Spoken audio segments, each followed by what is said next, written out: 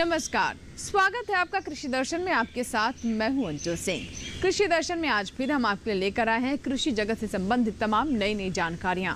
हमेशा की तरह शुरुआत करेंगे विज्ञान और किसान के साथ, उसके बाद बात होगी कृषि स्टार्टअप की और अंत में दिखाएंगे आपको फार्मिंग इंडिया। तो चलिए शुरुआत करते हैं आज के कृषि दर्शन की। सबसे पहले बात विज्ञान और किसान की। विज्ञान और किसान में आज हम बात करेंगे तमिलनाडु के उन तटीय इलाकों के बारे में जहां पर सुनामी के बाद काफी नुकसान हुआ था और लोगों के सामने रोजगार की एक बड़ी समस्या थी। यहां पर आम लोगों की जागृति और सरकारी संस्थाओं की मदद से मत्स्य पालन को बढ़ावा दिया गया, जिसके चलते यहां की तस्वीर आज काफी बदल चुकी है। तो आइए देखते हैं इससे जुड़ी हमारी ये रिपोर्ट।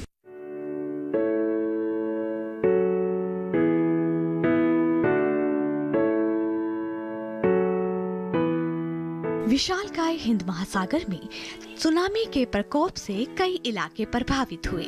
इसमें आज हम बात करेंगे तमिलनाडु के चेंगलपुट्टू जिले के कोवलम गांव की। सुनामी के बाद इस गांव की तस्वीर ही बदल गई थी।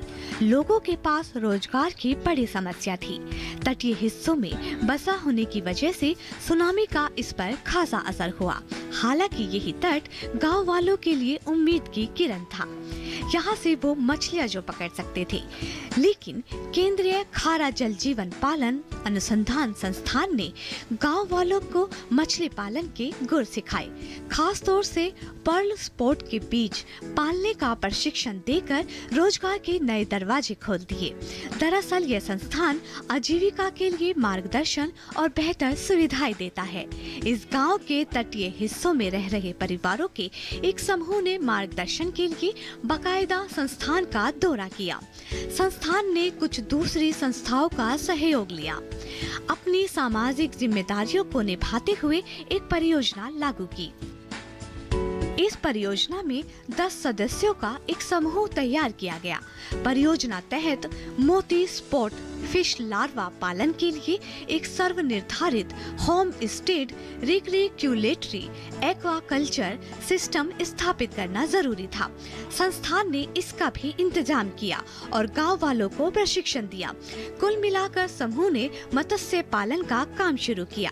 साथ ही उन्होंने पूरे गांव को रोजगार की दिशा दिखाई। मुर्गी पालन, मशरूम उत्पादन और किचन गार्डन के काम ने इन लोगों को बढ़िया आय का जरिया दिया। इस तरह लोगों को रोजगार भी मिला और ये इलाके दोबारा से आगे बढ़ने लगे।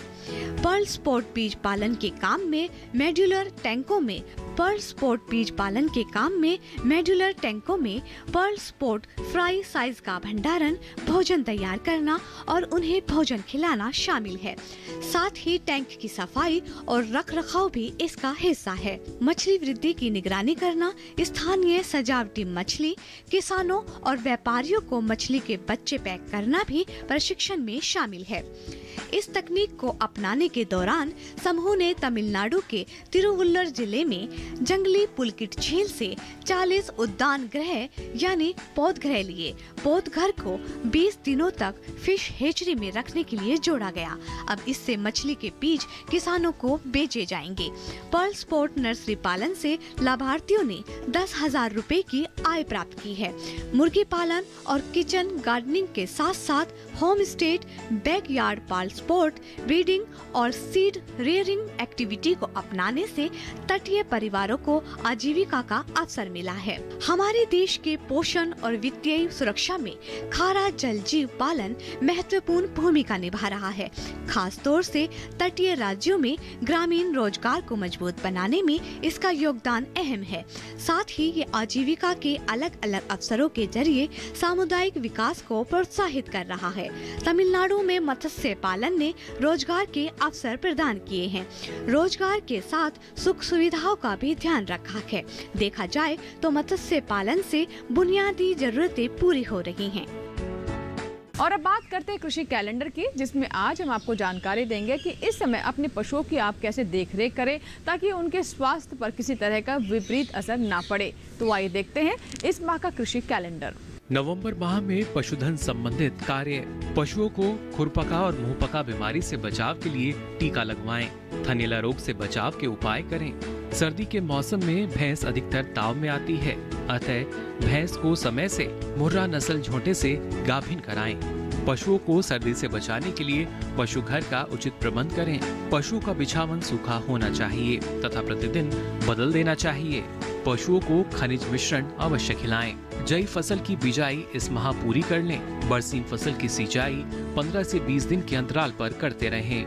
लूटसन की बिजाई माह के मध्य तक अवश्य पूरी कर लें।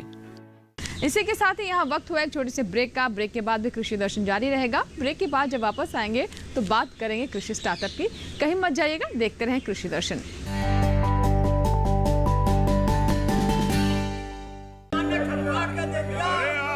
सारी फसल अच्छी होगी भाई।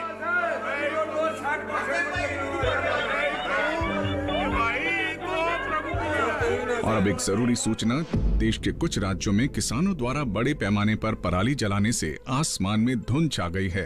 लाखों लोगों को सांस लेने में तकलीफ हो रही है।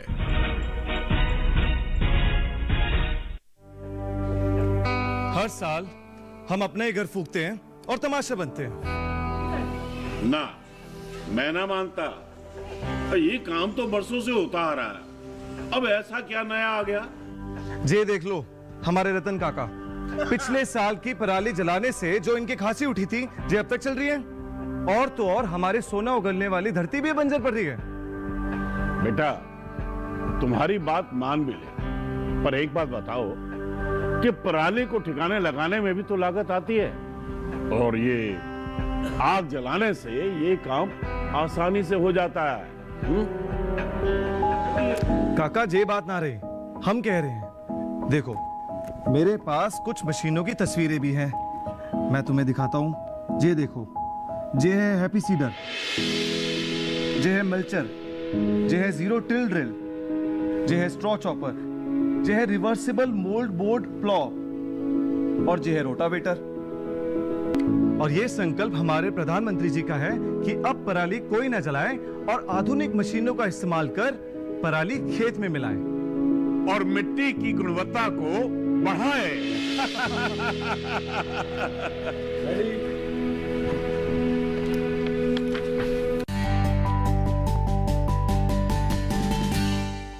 ब्रेक के बाद एक बार फिर आपका स्वागत है। आप देख रहे हैं कृषि दर्शन और अब बात कृषि स्टार्टअप की।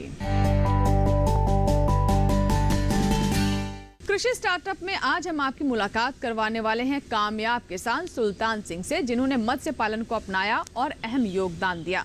उनके इस योगदान को पहचानते हुए, सराहते हुए पद्मश्री सम्मान से नवाजा गया। आइए जानते हैं उनकी कामयाबी की कहानी कृषि स्टार्टअप में। कहते हैं कि जब हम किसी काम को पूरी मेहनत और जज्बे के साथ करते हैं तो उसमें हमें एक न एक दिन कामयाबी जरूर मिलती है। इसका जीता जागता उदाहरण बुटाना गांव के किसान सुल्तान सिंह है। अगर बात की जाए मछली पालन की तो इस क्षेत्र में सुल्तान सिंह का नाम सबसे ऊपर है, जिन्होंने मछली पालन के क्षेत्र में देश एवं विदेशों में नाम कमाया है। यही कारण है कि भारत सरकार ने इन्हें पद्मश्री पुरस्कार से नवाजा है। बीए पास करने के बाद 56 वर्षीय सुल्तान सिंह ने करीब 36 साल पहले 500 रुपए में तालाब पट्टे पर लेकर मछली पालन शुरू किया था। पहली ही बार में 20,000 रुपए खर्च करके उन्हें 1.5 लाख रुपए की बचत हुई थी। इसके बाद उन्होंने पीछे मुड़कर नहीं देखा। मेरे फादर की ये वर्डिंग थी, कल को तू तो खड्डे खोद देगा सारी जमीन में, तेरे बच्चे क्या खाएंगे। लेकिन मैंने उनको पूरा आश्वासन दिया, भाई मैं खड्डे अगर खोद दूंगा तो मैं उसको कामयाब भी करके दिखाऊंगा। सुल्तान सिंह ने सिर्फ 500 रुपए निवेश किए और सुल्तान लखपति बन गए। कामयाबी के शिखर पर पहुंचने के लिए उन्होंने जो रास्ता अपनाया, उसके लिए सरकार ने इनकी काफी सराहना की है। पद्मश्री मिलने से सुल्तान सिंह के परिवार के साथ साथ पूरे इलाके में खुशी की लहर दौड़ गई। क्षेत्र से सुल्तान सिंह पहले ऐसे व्यक्ति हैं जिन्हें ये अवार्ड मिला है। पशुपालन की शुरुआत इन्होंने 5 एकड़ से की थी, अब ये 30 एकड़ तक पहुंच चुका है, जिसके साथ साथ इन्होंने प्रोसेसिंग यूनिट भी लगाई है, जिससे कि मछली के 14 से 15 तरह के प्रोडक्ट बनाए जा रहे हैं। इसके साथ ही साथ इसकी विपणन की जिम्मेदारी भी इन पर ही है। आने वाले समय के लिए मछली पालन के क्षेत्र को आगे लेकर जाने के लिए कई प्रयास किए जा रहे हैं। मैंने एक छोटा सा प्लांट लगाया और वो प्रोसेसिंग यूनिट है हमारी। उसके अंदर मैंने हर तरीके की मछली को, जो कांटे ज़्यादा रहते थे मछली के अंदर, लोग खाना पसंद नहीं करते थे, भाई गले में फंस जाएगा, मर जाएंगे, जो इन लोगों की ऐसी थिंकिंग थी, तो हमने उसको पनीर के रूप में तैयार किया। पनीर के रूप में तैयार करके उस कांटा स्किन सब निकाल के और उसको हमने एक वैल्यू एडिशन दे के उसके हमने प्रोडक्ट बनाया। उस प्रोडक्ट का नाम है हमारे कटलेट है, बर्गर है, फिंगर है, टिक्के है, सूप है। मछली पालन हमेशा से किसान भाइयों के लिए बेहद ही मुनाफे का क्षेत्र साबित होता रहा है। अगर किसान अपनी सूझबूझ और बाजार की मांग को देखते हुए मछली पालन करें तो आगे भी मछली व्यवसाय किसानों के लिए लाभकारी साबित हो सकता है। साथ ही साथ किसानों की आय दोगुनी करने में ये काफी हद तक मददगार साबित हो सकता है। तो ये था हमारा आज का कृषि स्टार्टअप, जहां हमने आपको कामयाबी की कहानी दिखाई। हमने आपको बताया कि सुल्तान सिंह ने कैसे मत्स्य पालन को अपनाया और एक नई कहानी लिख दी। इसी के साथ ही वक्त है छोटे से ब्रेक का। ब्रेक के बाद जब वापस आएंगे तो बात करेंगे फार्मिंग इंडिया की। कहीं मत जाइएगा, देखते रहें कृषि दर्शन।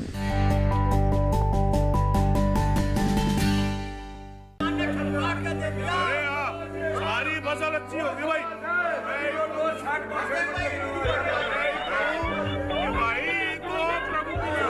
और अब एक जरूरी सूचना, देश के कुछ राज्यों में किसानों द्वारा बड़े पैमाने पर पराली जलाने से आसमान में धुंध छा गई है। लाखों लोगों को सांस लेने में तकलीफ हो रही है।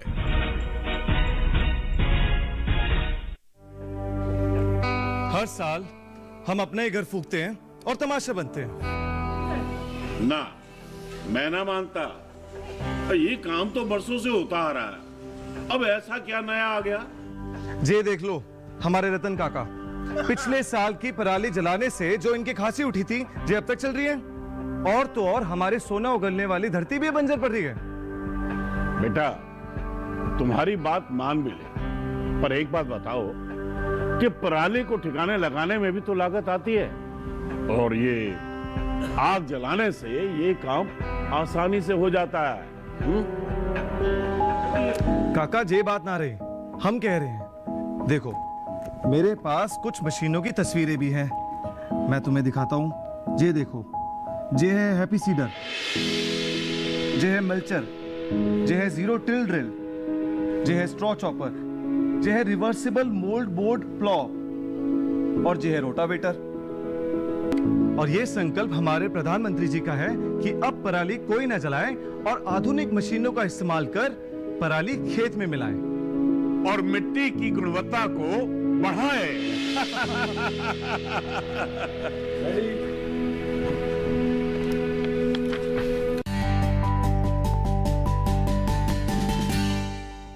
ब्रेक के बाद एक बार फिर आपका स्वागत है। आप देख रहे हैं कृषि दर्शन और अब बात करते हैं फार्मिंग इंडिया की। फार्मिंग इंडिया में आज हम बात करेंगे पशुपालन की और डेयरी व्यवसाय की।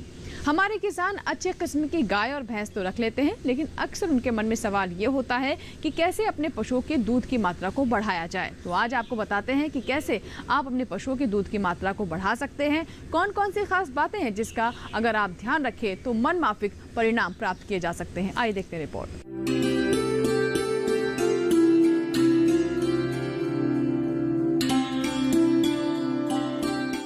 डेयरी किसान अक्सर अधिक मात्रा में दूध को प्राप्त करने के लिए बेहतरीन किस्म की नस्ल वाली गाय या भैंस का चुनाव करते हैं। गाय और भैंस को खाने के लिए सभी किसान अच्छा चारा भी खिलाते हैं। इसके बावजूद भी कुछ पशु कम दूध देते हैं। इसका मुख्य कारण पशुओं की परेशानी किसान द्वारा नहीं समझ पाना है। कई छोटी छोटी बातें ऐसी हैं जो डेयरी पशुओं की उत्पादकता पर प्रतिकूल प्रभाव डालती हैं। जब गायों को एक स्थान से दूसरे स्थान पर ले जाया जाता है तो लंबे सफर के कारण गाय थक जाती है और उनमें तनाव उत्पन्न हो जाता है। साथ ही थनैला संक्रमण के कारण भी दूध के उत्पादन में कमी आती है। इसके अलावा भी कई कारण हैं गाय द्वारा दूध कम देने के। पशुओं के दूध कम देने के कारण विषैले पौधे या खरपतवार खाने से गायों की शुष्क पदार्थ ग्रहता कम हो जाती है, जिससे दूध में कमी आती है। गाय के आहार में गैर प्रोटीन नाइट्रोजन अथवा यूरिया की अत्यधिक मात्रा हानिकारक हो सकती है। आवश्यकता से अधिक मात्रा में वसा, स्टार्च आदि खिलाने से रुमेन की क्रियाशीलता एवं उपपाच्य पर विपरीत प्रभाव पड़ता है। गायों का पूरा दूध ना निकाला जाए तो इनके दुग्धकाल की अवधि कम हो सकती है। पशुओं का रखें विशेष ध्यान। पशुओं को घर में रखना मजबूरी है तो उन्हें यथासंभव आराम देना भी बहुत जरूरी है। पशुओं को बैठने और लेटने हेतु पर्याप्त जगह तो मिलनी ही चाहिए। कम स्थान पर अधिक पशु रखे जाएंगे तो उनमें संघर्ष होना तय है। पशुओं के आपस में लड़ने से उन्हें चोट लग सकती है तथा ये तनावग्रस्त भी हो सकते हैं। पशुओं को बैठने और आराम करने की जगह साफ सुथरी होनी चाहिए। इसके अलावा जगह सूखी भी हो, अन्यथा इन्हें चर्म रोग हो सकता है। एक गाय दिन में लगभग 12 घंटे आराम से बैठना पसंद करती है, इसलिए बैठते या उठते समय गाय को कोई कष्ट ना हो। आजकल अधिकतर डेयरियों में पक्के फर्श बनाए जाते हैं जिस पर बैठने पर गाय को तकलीफ महसूस नहीं होती। कुछ गायों में आनुवांशिक कारणों से भी दुग्ध उत्पादन में कमी आ सकती है। ऐसी अवस्था में बेहतर आनुवांशिक गुणों वाली चयनित गायों को ही डेयरी में स्थान देना चाहिए ताकि किसानों को अधिकाधिक दूध उत्पादन मिल सके। अतः हमें अपनी गायों एवं अन्य दुधारू पशुओं की जरूरतों को पूरा ध्यान देना चाहिए। एक बात सदैव याद रखें कि स्वस्थ एवं प्रसन्न गायों से ही मिलने वाले दूध की मात्रा एवं गुणवत्ता तनावग्रस्त गायों के दूध से कहीं अधिक अच्छी होती है। किसानों के जीवन को और बेहतर करने के लिए सरकार की तरफ से कई तरह के प्रयास लगातार किए जा रहे हैं और उन्हीं प्रयासों में से एक है नए कृषि कानून। इससे किसानों को किस तरह का लाभ हो सकता है और कैसे उनके जीवन में और पारदर्शिता आ सकती है, उपज का सही भाव मिल सकता है, आइए जानते हैं।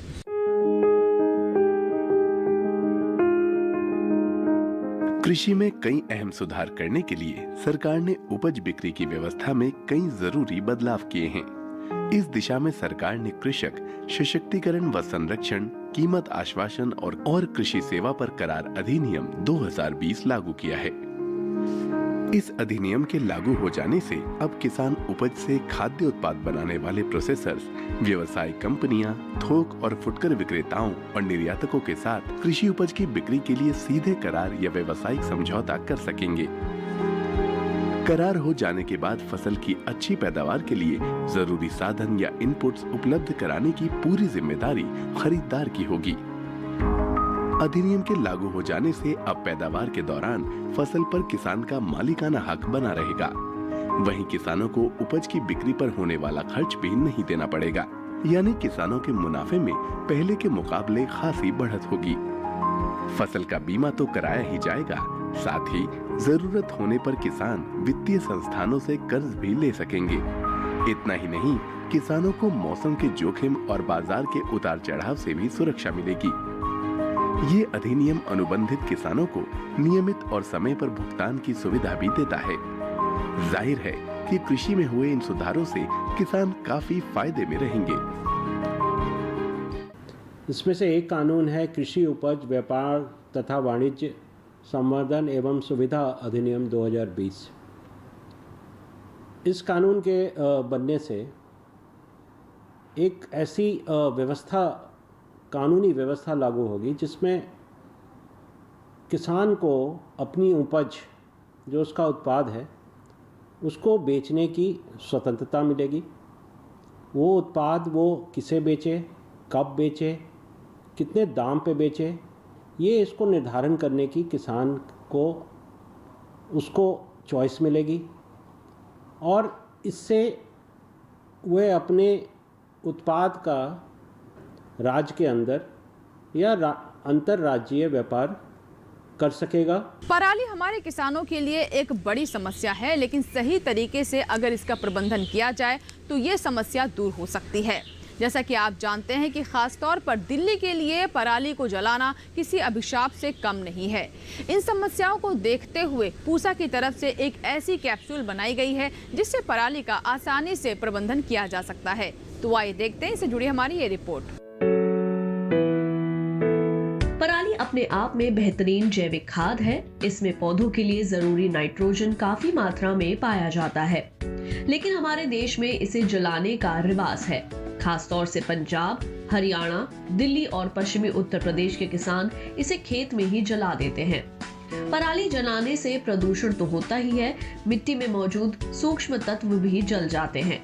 जाहिर है इससे मिट्टी की उपजाऊ शक्ति पर बुरा असर पड़ता है।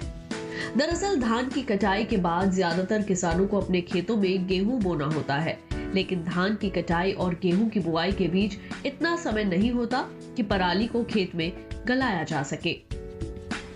ये कैप्सूल खेत में खड़ी पराली को चंद दिनों में ही गलाकर कंपोस्ट खाद बना देती है। कंपोस्ट कैप्सूल की कीमत सिर्फ 20 रुपए है। किसान इसे भारतीय कृषि अनुसंधान संस्थान आकर खुद खरीद सकते हैं या फिर कुरियर के माध्यम से घर बैठे मंगा सकते हैं। इसके इस्तेमाल का तरीका थोड़ा अलग है। इसे खेत में सीधे नहीं डालना है, बल्कि पानी, गुड़ और अन्य सामग्री के साथ पहले घोल बनाया जाता है और फिर उसे पराली पर छिड़का जाता है। कंपोस्ट कैप्सूल सिर्फ धान की पराली पर ही असरदार नहीं है, बल्कि ईख की पत्ती और इसी तरह के दूसरे फसल अवशेष को भी जैविक खाद बना देता है। यही वजह है कि पराली प्रबंधन के मामले में वैज्ञानिक इसे नील का पत्थर मानकर चल रहे हैं। उन्हें उम्मीद है आने वाले समय में कैप्सूल की मांग साल भर बनी रहेगी, जिसे पूरा करना मुश्किल होगा। ऐसे में निजी कंपनियों को भी कैप्सूल तकनीक मुहैया कराने की बात कही जा रही है, ताकि वे अपने स्तर पर इसे तैयार कर सके। पराली प्रबंधन के लिए वैज्ञानिकों ने इससे पहले हैप्पी सीडर मशीन तैयार की, जिसके जरिए धान की कटाई के फौरन बाद खेत को जोते बिना ही गेहूं बोया जा सकता है। इसके बेहतर परिणाम सामने आए हैं और कई गांव अब पराली जलाने की समस्या से मुक्त हो गए हैं। कंपोस्ट कैप्सूल इस सिलसिले की अगली कड़ी है। कृषि दर्शन के इस भाग में हम बात करते हैं कृषि संबंधी नई नई ऐप्स के बारे में, ताकि हमारे किसानों तक भी नई तकनीकी जानकारी पहुंचती रहे और वो उसका इस्तेमाल करते रहें। इसी सिलसिले में आज हम आपको बताने वाले हैं एक ऐसी ऐप के बारे में जिसका नाम है ई-गो।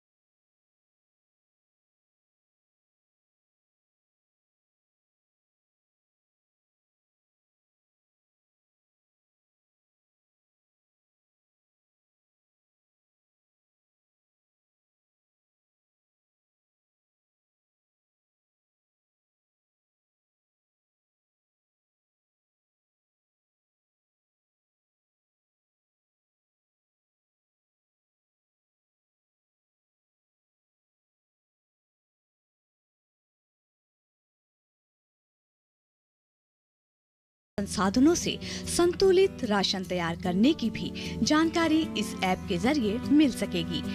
ई-गोपाला ऐप पर आयुर्वेद, पशु चिकित्सा और कम लागत के औषधि उपचारों की भी जानकारी उपलब्ध रहेगी।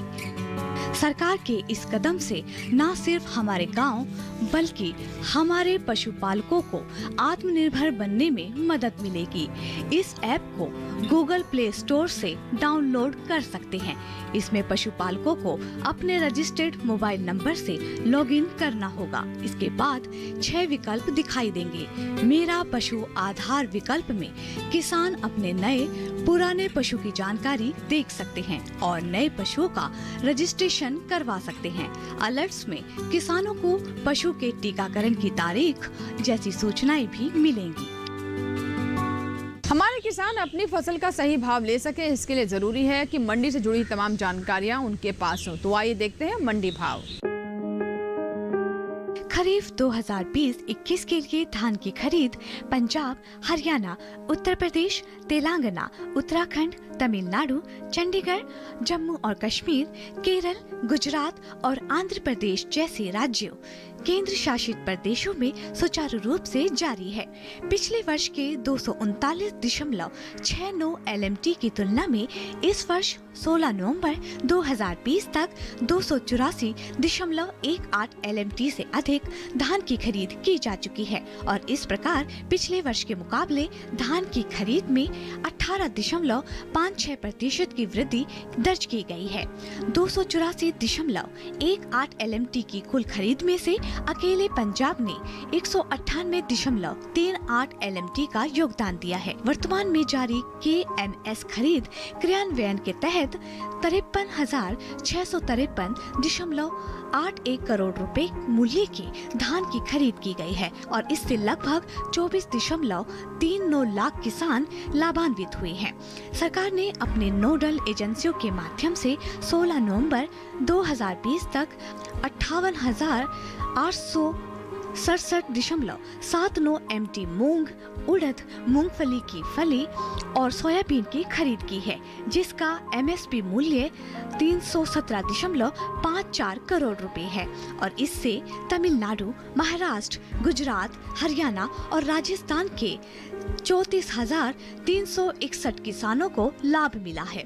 पिछले वर्ष दाल और तिलहन के लिए 33,976.48 MT की खरीद हुई, यानी इस वर्ष 73.26% की बढ़ोतरी हुई है।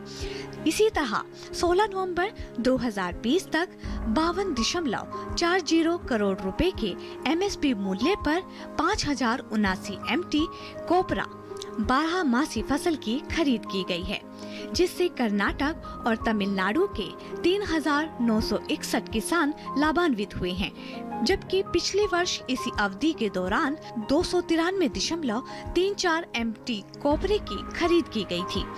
कोपरा और उड़द के संदर्भ में अधिकांश प्रमुख उत्पादक राज्यों में खरीद दर MSP से अधिक है। खरीफ दलहन और तिलहन के संबंध में राज्य, संघ शासित प्रदेश की सरकारें आवाक के आधार पर अपनी तय की गई तिथि से खरीद शुरू करने के लिए आवश्यक तैयारी कर रही है। और अब नजर डालते हैं ट्विटर प्लेट पर, देखते हैं पशुपालन से संबंधित ट्वीट्स में क्या विशेष है आपके लिए।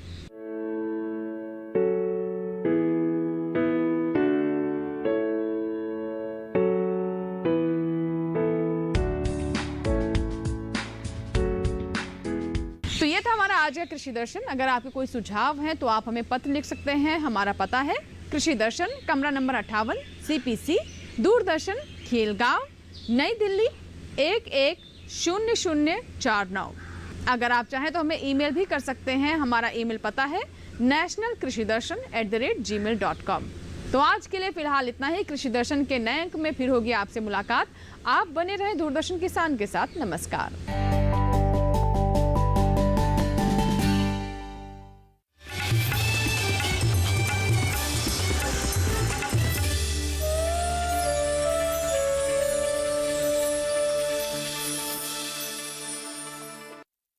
इस धरा की माटी पर लिखनी एक नई कहानी है। जैविक खेती के बल पर लानी सुबह सुहानी। खेती किसानी से जुड़ी रोचक जानकारियों से भरा कार्यक्रम धरती का अमृत जैविक खेती देखना न भूलें। प्रत्येक मंगलवार दोपहर 4:30 बजे DD किसान चैनल पर। कृषि में क्या है उन्नत प्रौद्योगिकियां, कैसे करें रोग निदान, कैसे पहचाने उन्नत बीज, क्या है मुश्किलें, क्या है निदान, कौन सी नस्लें, क्या है प्रावधान, हर बात का रखें ध्यान हमारे देश के कृषि संस्थान। कृषि शिक्षा और अनुसंधान।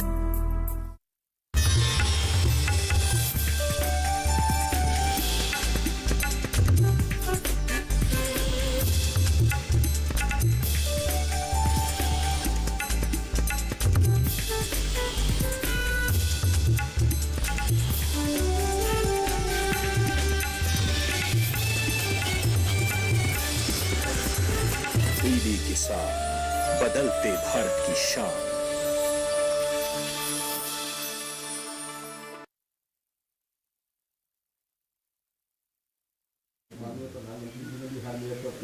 दूसरी क्या फायदे मतलब हम लोग हैं, और तीसरा यह है कि वायु प्रदूषण में उसका क्या मतलब है, और चौथा कि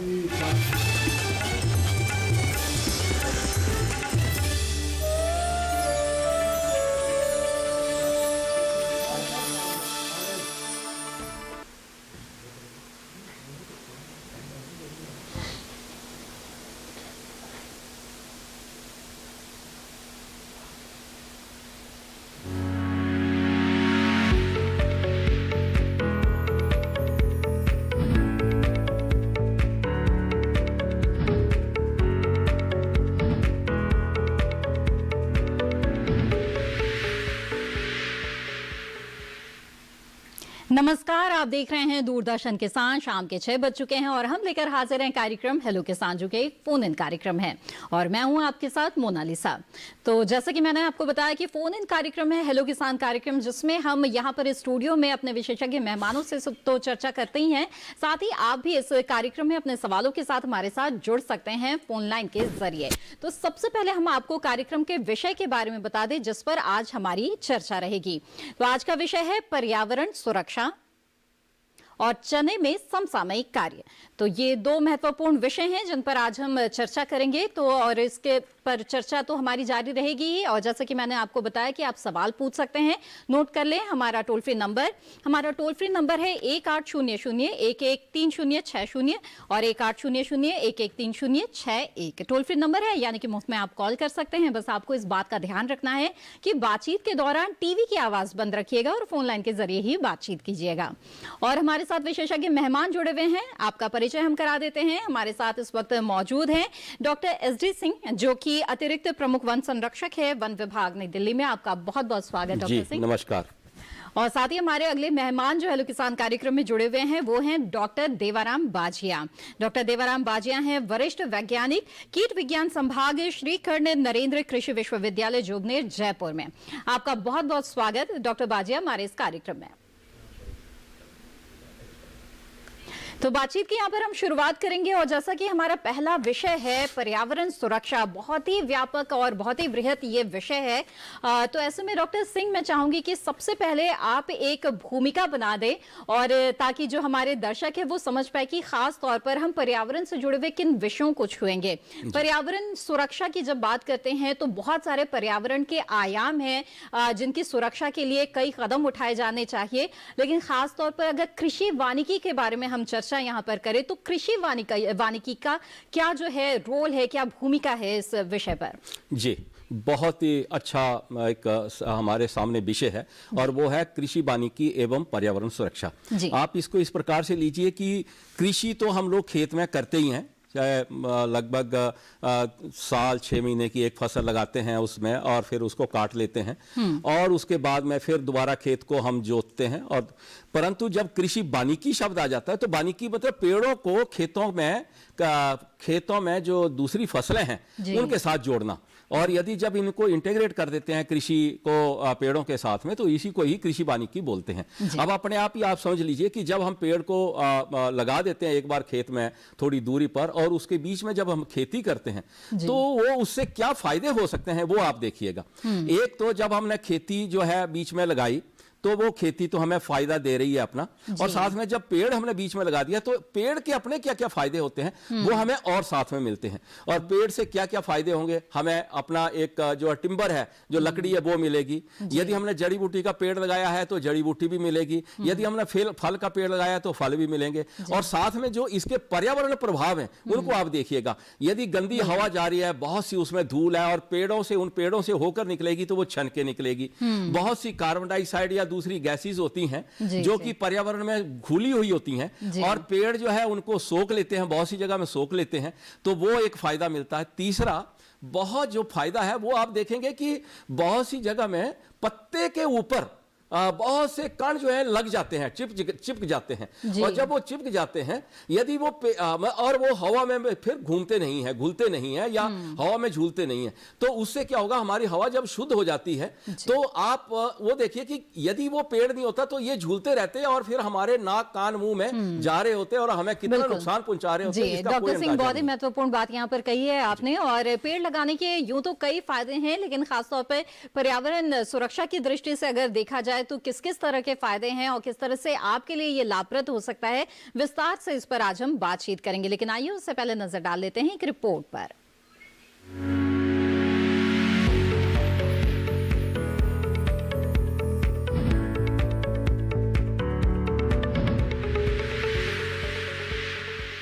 पर्यावरण सुरक्षा का मुद्दा न केवल भारत बल्कि पूरी दुनिया के लिए काफी अहम है, क्योंकि पर्यावरण और जीवन के बीच बहुत ही घनिष्ठ संबंध है। अगर पर्यावरण सुरक्षित नहीं होगा तो हमारा भविष्य और अस्तित्व खतरे में पड़ सकता है। दरअसल पर्यावरण संरक्षण पेड़ों और हरियाली के संरक्षण को दर्शाता है। लेकिन व्यापक रूप में इसका इस्तेमाल सभी जीव जंतुओं यानी पूरे ग्रह की सुरक्षा से है। पर्यावरण की सुरक्षा के लिए जल, जमीन, हवा और वन संरक्षण बहुत जरूरी है, जिसको लेकर सरकार कई कदम उठा रही है। सरकार और कई संस्थाएं लगातार अलग अलग तरह से लोगों को जागरूक करने का काम कर रही है। गंगा किनारे पेड़ लगाए जा रहे हैं। इसी तरह तालाबों, नहरों, सड़क किनारे और खेतों के मेड़ों पर पेड़ लगाना भी पर्यावरण के लिए मील का पत्थर साबित हो सकता है। ज्यादा से ज्यादा वृक्षारोपण न केवल वायु प्रदूषण को रोकने में मदद करता है, बल्कि जल प्रदूषण को भी कम करता है। इसके अलावा खेती बाड़ी में रासायनिक उर्वरकों और कीटनाशकों का अधिक उपयोग करना भी पर्यावरण सुरक्षा के लिहाज से ठीक नहीं है। इसके ज्यादा इस्तेमाल से भूमि की उर्वरा शक्ति धीरे धीरे कम हो जाती है। गौरतलब है कि किसी भी संसाधन का दुरुपयोग या जरूरत से ज्यादा इस्तेमाल करना उचित नहीं होता। पानी का संरक्षण भी बिना हमारे सहयोग के नहीं किया जा सकता। जिस तरह से पर्यावरण में कार्बन डाइऑक्साइड कम करने के लिए पेड़ों को लगाना बहुत जरूरी है, उसी तरह भूमिगत जल स्तर को बढ़ाने के लिए भी उपाय तलाशने होंगे।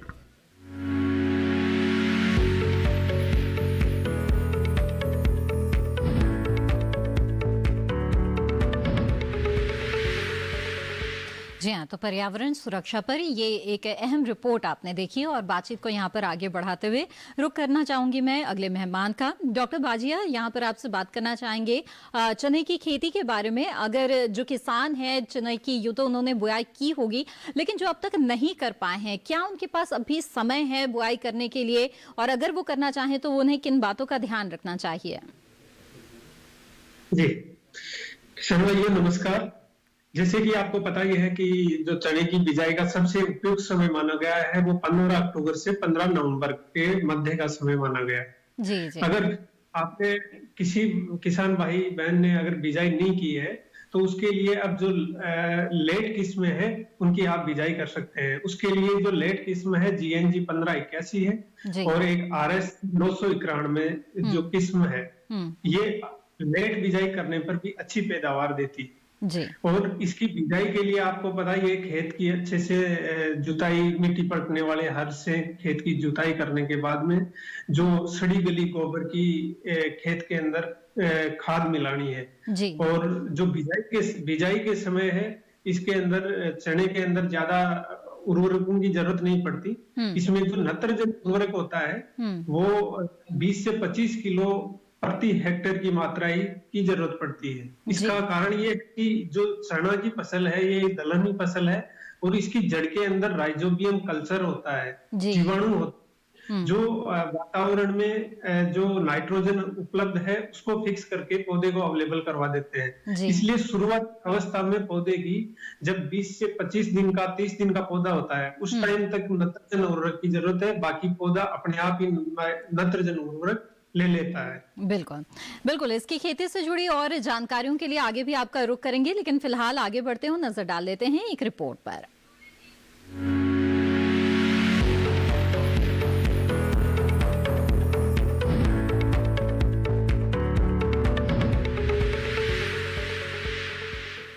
उत्तरी भारत में धान, कपास, जवार, बाजरा, मक्का और गन्ने की फसल काटने के बाद जहां सिंचाई के साधन उपलब्ध हैं, चने की बुआई नवंबर के अंत तक या दिसंबर के प्रथम सप्ताह तक कर सकते हैं। बुआई के 30 से 35 दिनों बाद निराई गुड़ाई जरूर कर ले। मृदा और बीज जनित कई कवक और जीवाणु रहित रोग ऐसे होते हैं जो अंकुरन होते समय तथा अंकुरन होने के बाद बीजों को काफी नुकसान पहुंचाते हैं। बीजों के अच्छे अंकुरन और स्वस्थ पौधों की पर्याप्त संख्या के लिए बीजों को कवकनाशी से बीज उपचार करना अच्छा रहता है।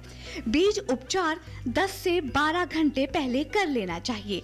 पछेती बुआई के लिए उन्नत प्रजातियां जैसे पूसा 547, पूसा 256, पूसा 362, पूसा 372, पूसा धारवाड़ प्रगति, पूसा 1103 और BGM 547 लगा सकते हैं। चने की पछेती बुआई में पंक्ति से पंक्ति की दूरी 22.5 सेंटीमीटर रखनी चाहिए। सिंचाई की सुविधा उपलब्ध होने और जाड़े की वर्षा न होने पर बुआई के 45 से 75 दिनों के बाद सिंचाई करना फायदेमंद रहता है। कलिका तुड़ाई फसल के 35 से 40 दिनों बाद करें और मुख्य कलिकाओं को ऊपर से अवश्य तोड़ें ताकि नीचे से नई कलिकाएं निकलकर प्रति पौधा अधिक शाखाएं हो सकें। चने में पहली निराई प्रथम सिंचाई के पहले तथा दूसरी निराई सिंचाई के उपरांत ओट आने पर आवश्यकता अनुसार करनी चाहिए।